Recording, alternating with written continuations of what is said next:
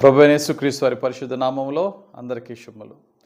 ఈరోజు అనుదిన ఆత్మీయ ఆహారంగా జ్ఞాని అయిన సొలొమోను గారి మాటలు సామెతల గ్రంథం 11వ అధ్యాయం 26వ వచనాన్ని ధ్యానించుకుందాం.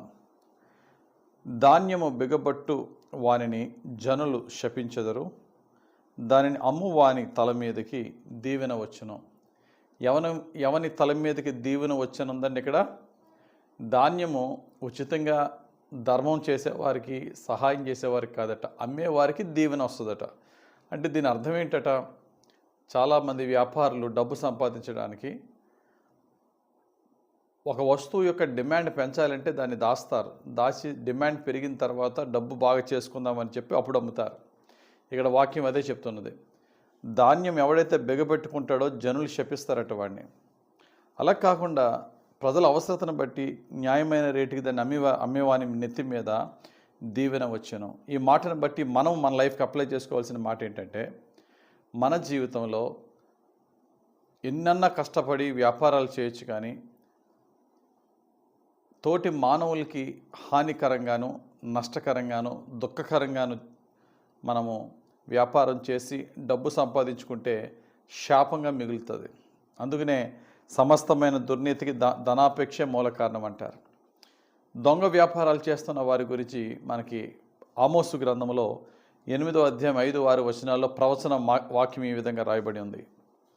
తూము చిన్నదిగాను రూపాయి ఎక్కువదిగాను చేసి దొంగ త్రాసు చేసి మనము ధాన్యం నమ్మునట్లు, అమావాస్య ఎప్పుడైపోవునో మనము గోధుమలను అమ్మకము చేయనట్లు, విశ్రాంతి దినము ఎప్పుడు గతించిపోవునో అని చెప్పుకుని వారులరా, దరిద్రులను వెండికి కొనున్నట్లును, పాదరక్షలనిచ్చి బీదవారిని కొనున్నట్లును, చచ్చుధాన్యమును మనము అమ్ముదము రండని, విశ్రాంతి దినం ఎప్పుడైపోవునో అని చెప్పుకొని వారులరా, ఈ మాట ఆలకించుడి. ఎవరి గురించి చెప్తున్నాడటండి?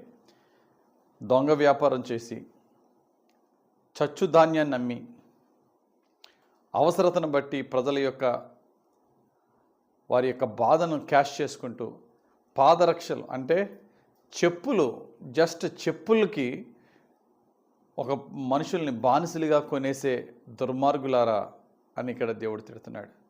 ఈరోజు మన అనుదిన వాక్య ధ్యానంలో ఒకసారి మనం చెక్ చేసుకుందాం. మన యొక్క సంపద, మన యొక్క ఎర్నింగ్ దేవుని దృష్టికి యథార్థంగా ఉన్నదా లేదా, లేదంటే దేవుని యొక్క శిక్ష మన మీదకి వస్తుంది. కష్టపడదాం, నీతిగా యథార్థంగా మనం సంపాదిద్దాం. సంపాదించిన ప్రతి రూపాయిలోనూ దేవునికి మహిమార్థంగా మనం జీవిద్దాం. దేవుని ద్వారా అభివృద్ధిని పొందుకుందాం. దేవుడు తన పరిశుద్ధ వాక్యం దీవించి మన కష్టార్జితము ప్రభు దృష్టికి నీతిగా యథార్థంగా ఉండులాగున మన సమస్తమైన సంపదను ఒక్కసారి పరిశీలన చేసుకుంటూ దేవునికి ప్రీతికరంగా సంపాదించి దేవునికి ప్రీతికరంగా ఖర్చు పెడదాం. దేవుడు తన పరిశుద్ధ వాక్యం మనకి దీవెనకరంగా ఫలింపజేయను గాక. ఆమెన్. ప్రార్థన చేసుకుందాం. మహిమగల తండ్రి, దయగలిగిన ప్రభువా, సమస్తము చూచువాడా, మా ఉద్యోగమును మేము ఎలా చేస్తున్నామో చూసే దేవుడవు, మా వ్యాపారమును ఎలా చేస్తున్నామో చూసే దేవుడవు.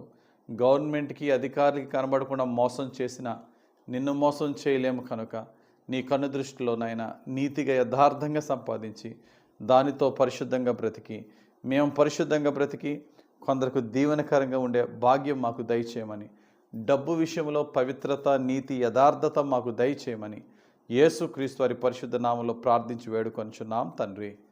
ఆమెన్. తండ్రి యొక్కయు, కుమారుని యొక్కయు, పరిశుద్ధాత్మ దేవుని దీవెనలు మనకు తోడుగా ఉండి నడిపించి దీవించును గాక. ఆమెన్.